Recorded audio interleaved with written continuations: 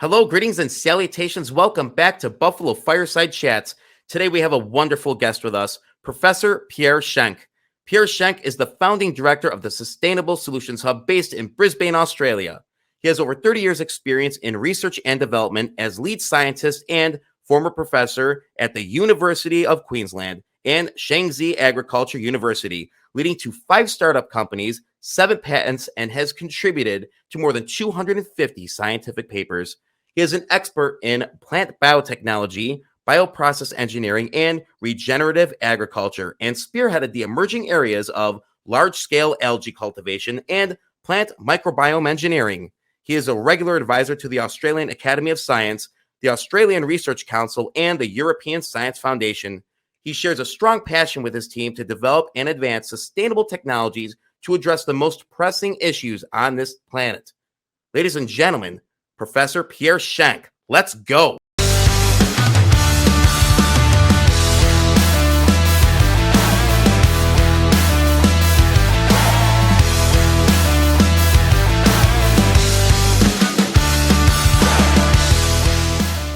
Professor Pierre Schenk, welcome to the BFC. How you doing? Yes, thank you very much, Eric. Very good. I'm actually in sunshine in the moment in Southern Europe. So I'm quite happy to receive that extra energy from the sun.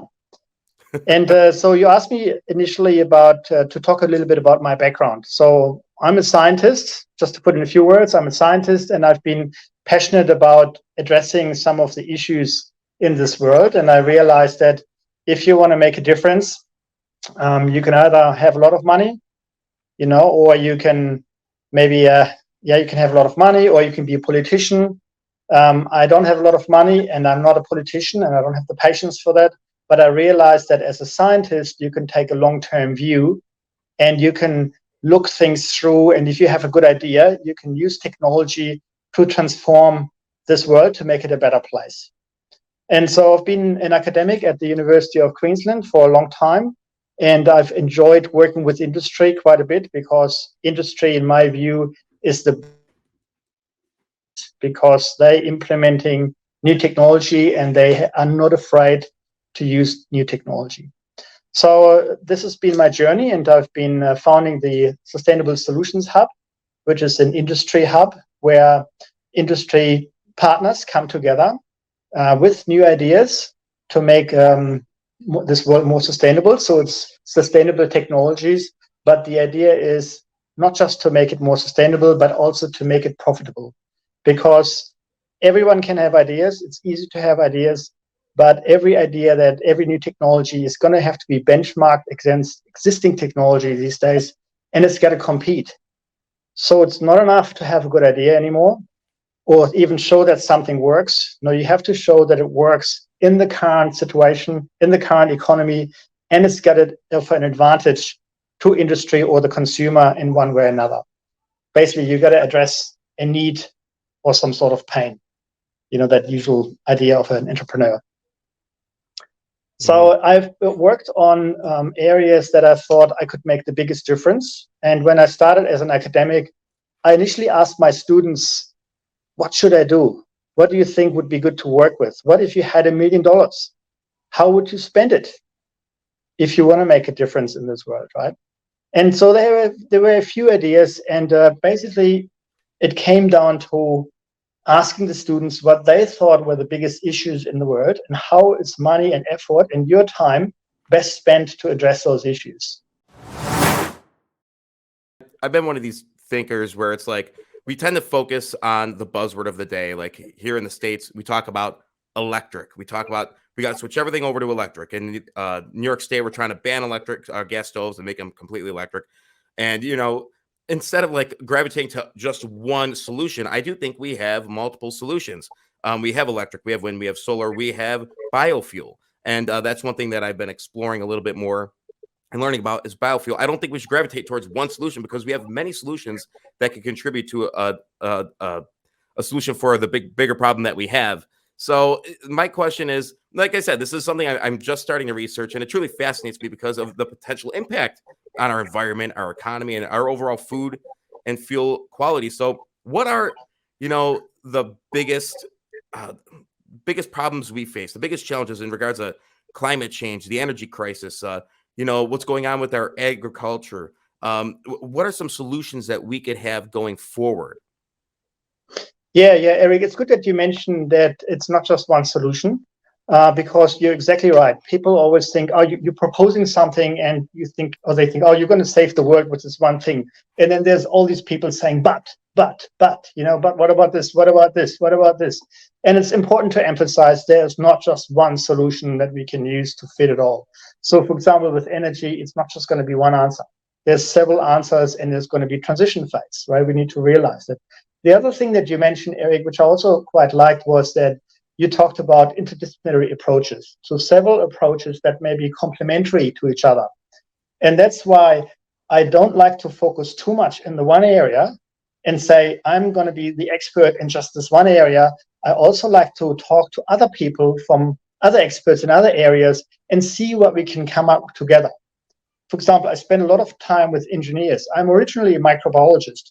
So I love microbes, and they can do so many things. It's amazing. But I like to team up with engineers quite a bit, because the engineers are the ones that bring it to industrial levels. And so you can actually have a real impact. So, and then thirdly, you mentioned what are the biggest issues in this world, right? And that's something I have, as I mentioned, I have asked my students this because I want to see what is the consensus about this. And it's interesting, some students never really thought about it. They just live away, and then, they just do the thing every day, and they just, okay, electricity comes out of the power point, they go to the supermarket to buy food, they turn on the tap for the water, and they don't realize exactly what's behind all of this and what is the impact it's having on the planet, right? And can we keep doing this?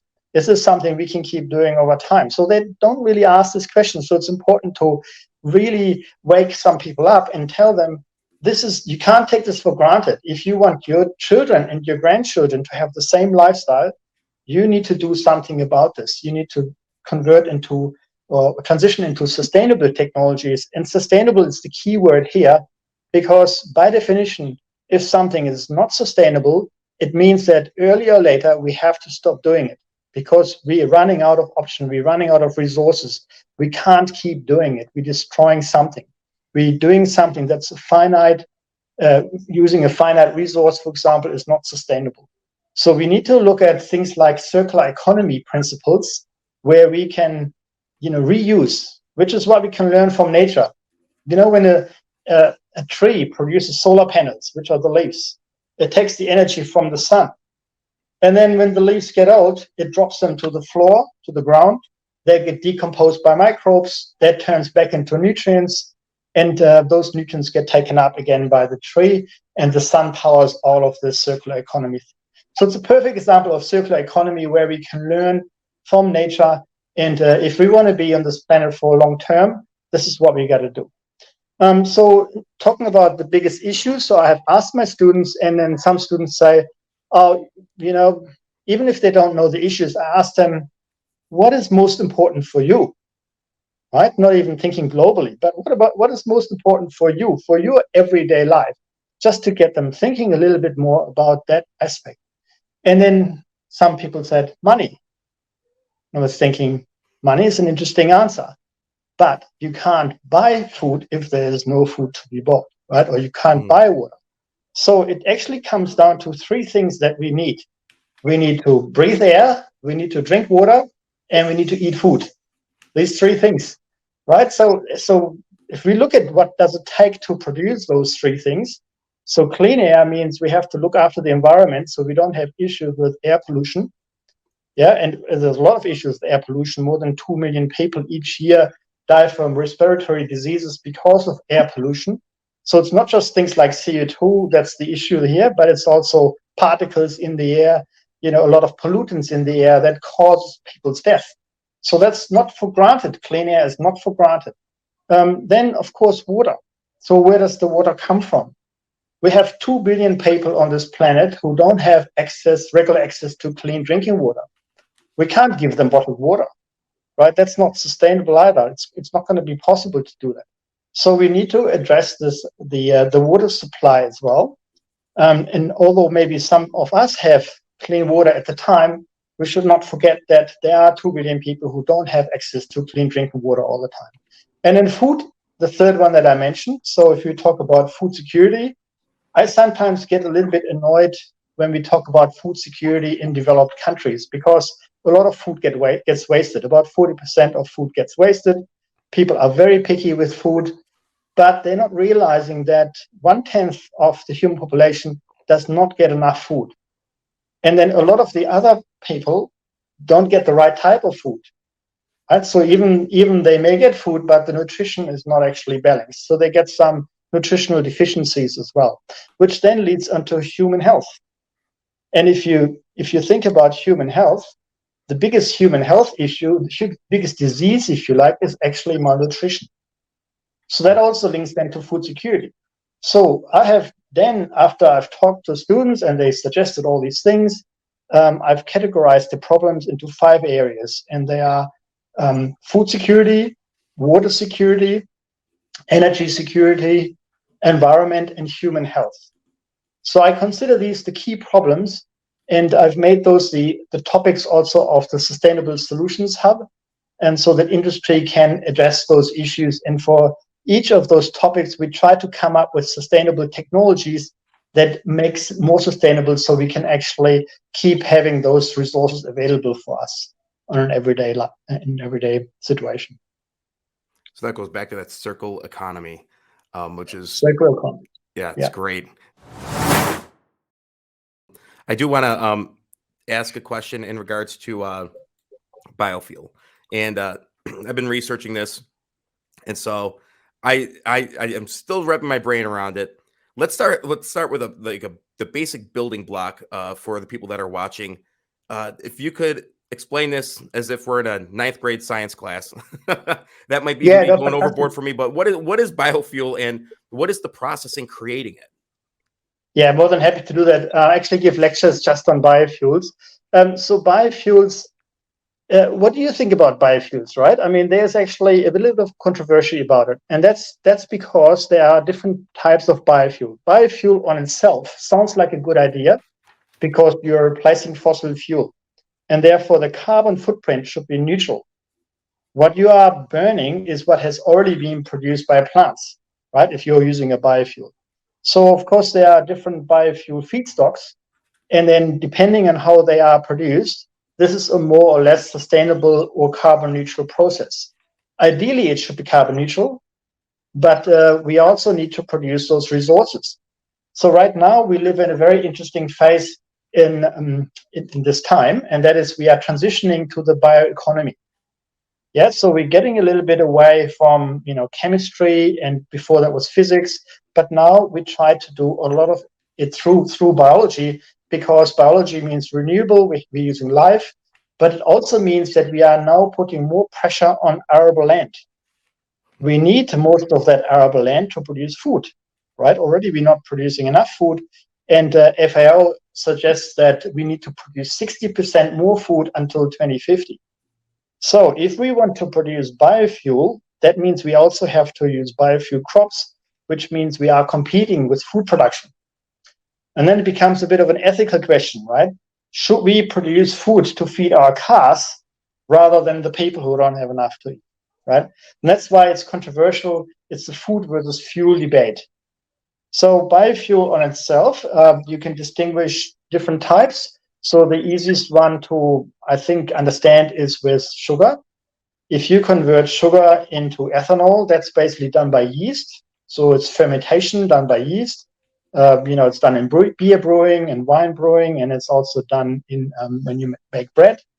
But the idea is basically the yeast uses the sugar and converts it into ethanol and CO2.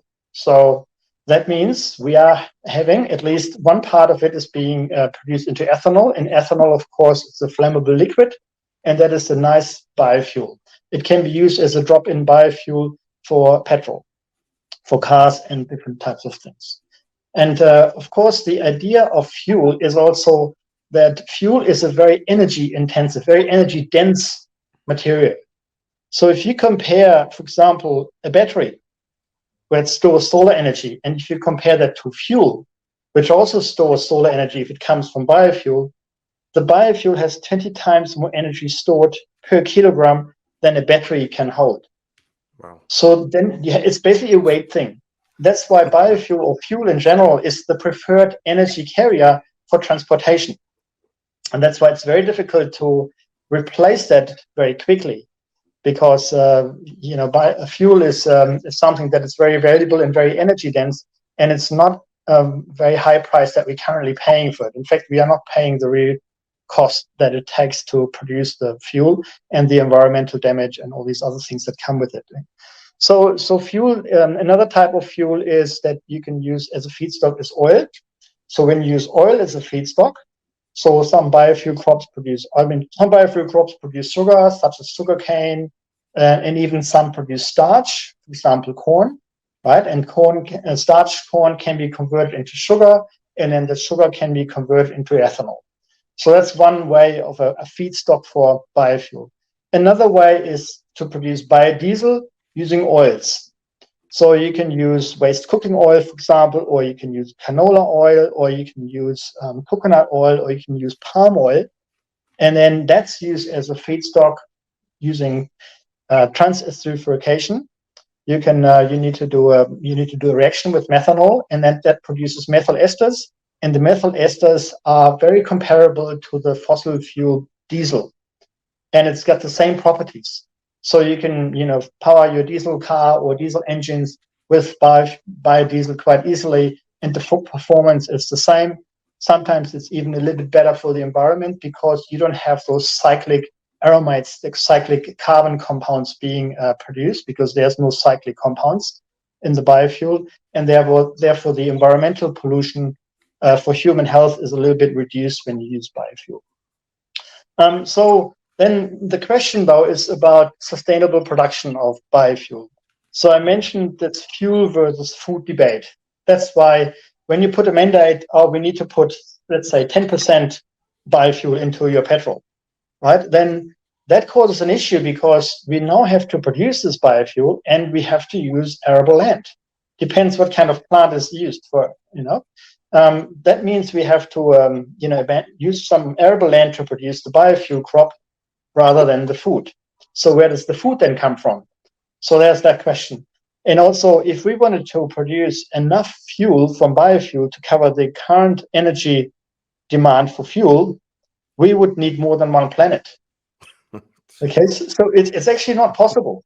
So we need to go away from using fuel as much as possible, but it's a very attractive energy carrier because it can carry 20 times more energy than a battery, right? So even when we have all electric cars, we're still going to have jet fuel, for example, to power planes. Wherever weight is an issue, that's really when you would like to have the energy stored in a very compact and lightweight form. And therefore, fuel is always going to be part of the energy mix. And so if that biofuel can be produced in a sustainable manner, that's really the goal. Now, there are first-generation biofuels, and those first-generation biofuels are considered those that compete directly with food production. Things like corn. The question is, do you use the corn to feed people, or do you use the corn for fermentation to produce ethanol? Right, so that's first-generation biofuel. Or sugarcane, similar thing. In Brazil, of course, sugarcane has been used for a very long time to produce ethanol as a drop-in fuel for cars, and there are cars that are run 100% on ethanol. That's all fine, but if you consider the environmental cost of that, a lot of rainforest was cut down to produce the sugarcane. Right, so is that the answer? It's definitely not the answer. And the other issue with palm oil, which is currently the most productive biofuel, that's mainstream biofuel, is also replacing rainforests. So with that, we lose the biodiversity. It's bad for the environment, bad for the climate. So you try to do something good for the environment, but you got to think about it twice. So I considered all of those things, and then I came across algae as a possible biofuel feedstock. And the reason why I came up and other people came up with the idea of using algae as a biofuel crop is because you can grow algae on non-arable land. For example, in the desert, where you can use areas that are not fertile. for example, I'm in Australia, and in Australia, 11% of the land is contaminated by salt. So, this salinity affects crop production. We cannot produce food in those areas, but we can use those areas to place some ponds to grow algae. So algae are grown in raceway ponds. So these are basically, aquatic organisms. And the other really good thing about algae is that they don't require fresh water, because fresh water, as I briefly mentioned, is another very, very precious resource that is very scarce. And you definitely don't want to put more pressure on water security either. So algae are a fantastic idea in terms of productivity. So they can produce 10 times more per area than other biofuel crops. They don't require arable land, and they don't require fresh water. You can use salt water. In fact, we have built an algae farm in Oman, in the desert, using salt water. Okay, so we can produce food in the desert using the water from the ocean. It's amazing. Right? And that's the kind of thing where I feel very passionate about to advance that technology. I'm sure I have a chance to talk more about algae, so I'll let you throw in another question, Eric. Thank you. Absolutely. I mean, yes, and to any viewer, I'm not looking down to be rude. I'm looking down because I'm taking notes.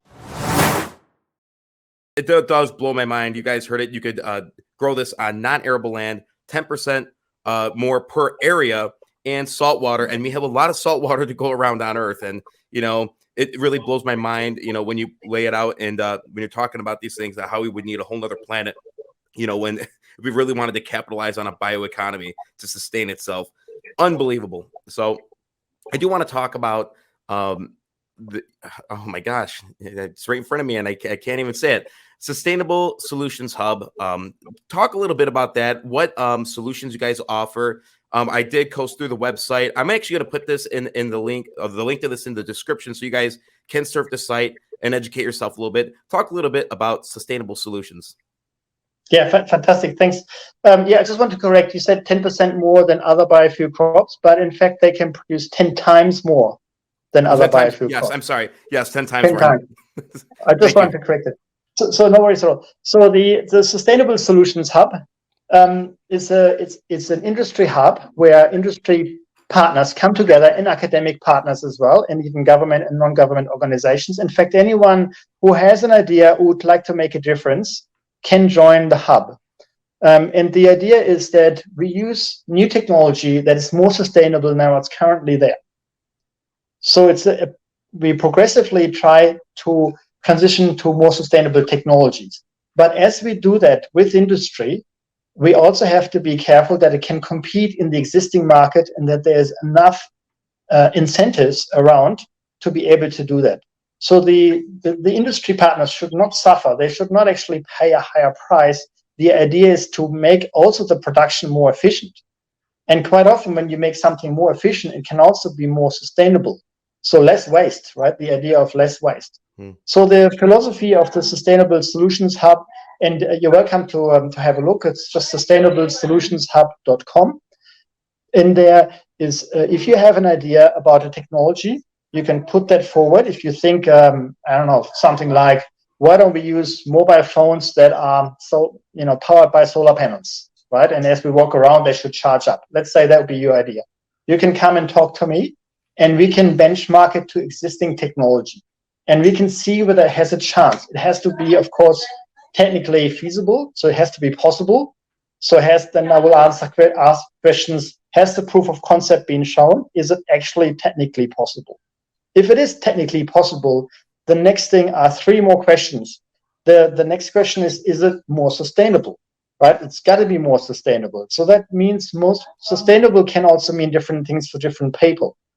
If you talk to an economist, what's more sustainable, it's different than when you talk to someone who would like to protect nature. So we'll start with the environment. Is it more sustainable for the environment? What is its carbon footprint? So you can do things like life cycle analysis. What is its energy requirement? Is it carbon neutral? What does it do? What impact does it have on the environment? I should also say there is no technology that is 100% sustainable. That simply does not exist. All we can do is try and transition towards being more sustainable and, step by step, try to make a difference. So we asked the question about the environment. the next question is about the economy. Okay, it sounds good. Looks like the environment is benefiting, the technology is working, but is it going to be economically viable? And if not, what other steps do we have to do? What extra work do we have to do to make it economically viable? Is it going to be an advantage for a company to take this up? Is the company going to be more profitable? Because it's as simple as that, if a technology is not more profitable, we can talk about it and some people may pick up the technology. But if you really want to make it mainstream, it also needs to meet the bottom line and it's got to be competitive in an economic sense. The third one is social license. There's no point trying to force people to do something they don't want to do. So the social license is also extremely important. We need to talk to people, see if they are on board. And it's also an interesting thing because people usually don't like change. It's interesting. They don't like change. They have their habits and no, I want to, I go to the supermarket and so on. No, I don't want to do that. So what is it? What is in it for them? And if you think about how people thinking, the first thing on their mind is, how does it actually make my life easier? Why should I do this? Okay, it sounds good environment, but why should I do it? So you need to think about how is it connecting to their everyday life. So people really care, if it comes down to it, about themselves, their children, and maybe their pets. So what we find is the best way for people to acknowledge and embrace new technologies to make it accessible to their children. So, for example, we built a big algae farm, in a place where there was already an industry partner, and the neighbors next to the proposed algae farm started complaining. They didn't see why this would benefit them. They have an algae farm next to them. They were worried about mosquitoes, maybe some smell, additional industry activities. They really didn't see the benefit for them, right?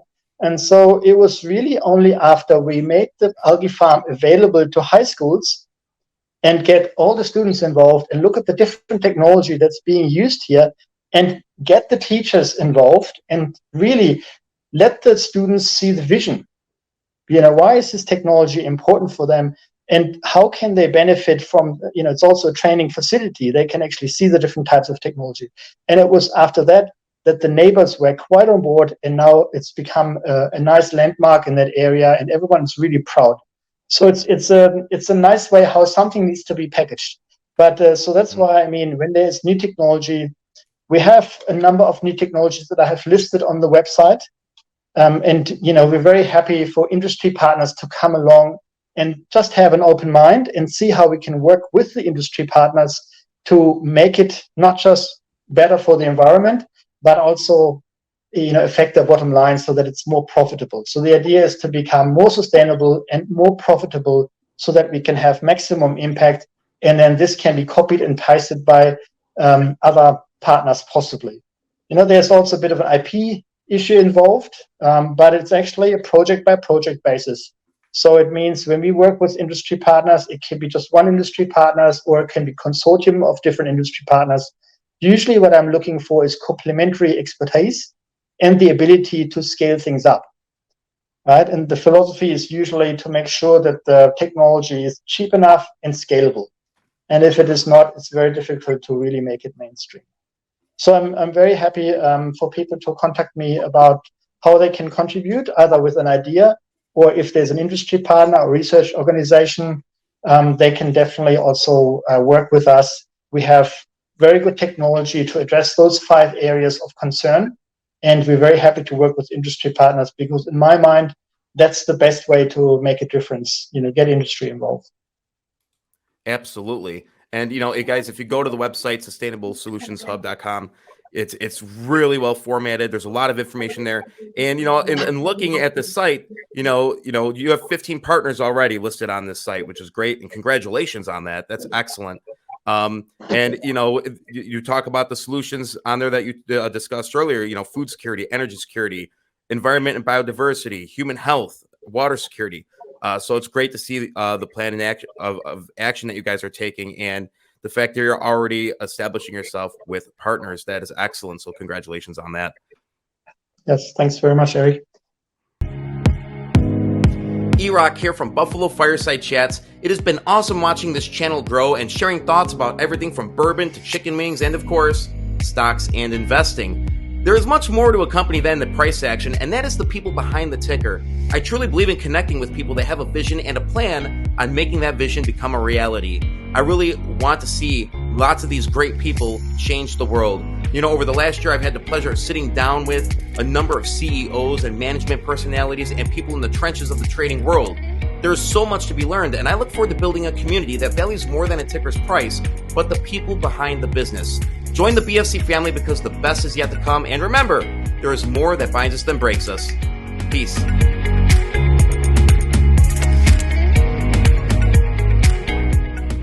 You know, if you could, and in working with all these partners and working as you guys grow, as the Sustainable Solutions Hub does grow, if you could see one thing growing and maximizing value for companies and people in general, something that would create jobs and something that would really benefit the environment and benefit humanity, what would be that? I know this is a tough one, but what would be that one thing you would want to see thrive? So there's 2 or 3 key technologies that I'm extremely passionate about. And I just can't wait for industry partners to join us to do this at very large scale. So I just mentioned those 3 technologies, if that's okay with you. So one of them is the water filter, which is revolutionary because it really reduces the cost of producing clean, drinkable water. Right, so that's there. It's hydrogel filtration. So that's something, if people are interested, happy to talk to them. And also the industry partner who's got the license will probably be quite open for collaboration. And that's simply because it affects 2 billion people, right? It's just a number of water security issues there. And then another one is food and energy. So food and energy are very closely linked. I don't think people realize, but when you eat a calorie of food, it takes 3 to 10 calories to produce that 1 calorie of food. Yes, it's crazy. This energy should normally come. It's right. It should normally come from the sun. But the reality is, when we do agriculture, we use a lot of fertilizer, which has come usually from the Haber wash process that requires a lot of energy to produce, fossil energy most of the time. And then we need, of course, machinery to harvest and also work the field. And then it's also about storage, so transportation of what you harvest. We now have a global food market, so it's not just local markets anymore. The transportation takes a lot of energy, and then the storage takes a lot of energy. The processing of the food takes a lot of energy. By the time we put it in our mouth, it's not the same type of food anymore that originally Adam and Eve came across. Okay. So that's why I feel very passionate about food and energy. And so if you look at what kind of food there is, of course, the biggest issue is probably protein. We don't get enough protein. Even the people who do eat food, it's mostly starchy food, especially in developing countries, and the quality of the food is not good enough. Mm-hmm. So we need to look at basically not just eating junk food, obviously everyone knows that, but how can we package it in a way that people have a healthier lifestyle and don't have to cut back.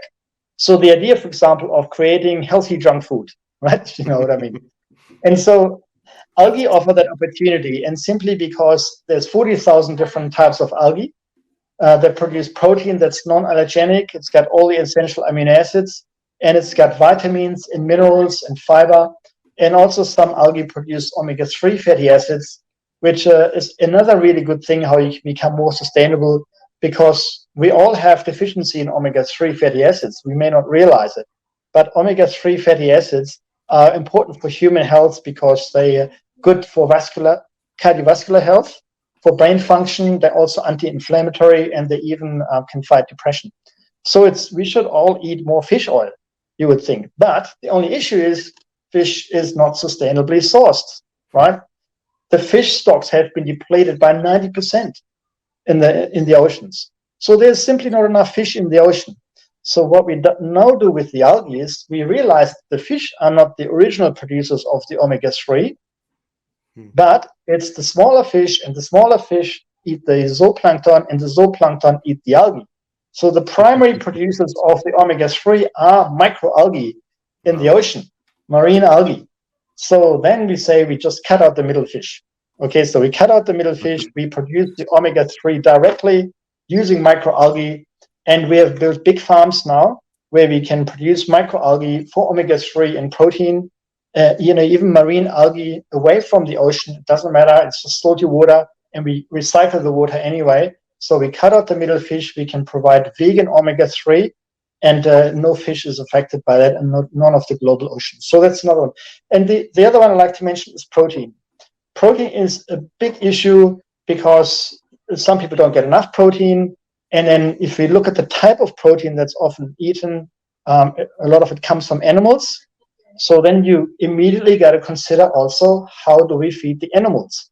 About 40% of arable land is not used for human consumption, is used to feed animals. So it goes through the detour of feeding the food to the animals, and then we eat the animals. Of course, a lot of energy is lost in the process, and it's not efficient. So one way to be more sustainable is to eat less meat, of course, but that's not something I would like to force people to do. And I'm also eating meat, at least some of the time. I'm a big Not fan of much, meat. though. Yeah, exactly. And then you have to ask the question, though, what do the animals get to eat? For example, in Australia, they're mostly fed with soybean. Now, then you have to ask, and also in Asia, in America, a lot of soybean is actually being produced to feed the animals. Now, where does the soybean come from? If it comes from areas like Brazil, it would have replaced rainforest. So it's a crazy situation. We're using a lot of arable land, and we destroyed a lot of nature to feed the animals, and using the protein. Protein is the main feed ingredient that needs to be produced for the animals. So another source of protein that is more sustainable, which is what we're putting forward in the Sustainable Solutions Hub, is to use duckweed. Now, people may not have heard of duckweed, and I'm not saying algae, because algae are a little bit too expensive to produce as an animal feed only. If it's just for animals, people don't want to spend a lot of money. You're looking at less than $1,000 a ton. That needs to be the cost of production. Otherwise, it's not going to be viable in the current market. The only thing that can compete with that is duckweed. So duckweed is a little aquatic plant floating on ponds. Some people may have seen it before. So you can grow duckweed, which has the same cost of production than soybean per ton. So we worked out so it can compete. The other advantage, though, is that it also requires only 1/10 of the area to produce. And you can use non-arable land, but they do require fresh water. I was going to ask about the salt water. It still does require some water, but the evaporation rate is reduced because the duckweed floats on top of the pond. So scooping out the duckweed from the pond is very easy, so it's easy to harvest it. And if people ask me about producing protein as a feed source for animals, I will always recommend duckweed. It's the same cost of production as soybean, and I feel very passionate about. A lot of countries, developing countries, already do that. For example, they use wastewater from animals. Let's say the waste that comes from animals, and the nutrients are still in there. The effluent that comes from piggeries, for example, or the chicken manure, those nutrients would normally contaminate and pollute the environment. But if we can put it into a duckweed pond, the duckweed will happily take up the nutrients. Again, talking about circular economy, not polluting the environment with nitrogen, which is a big issue, but actually keeping the nutrients in the system and not having to use additional fertilizer. So that means we're now converting the pollution from, maybe the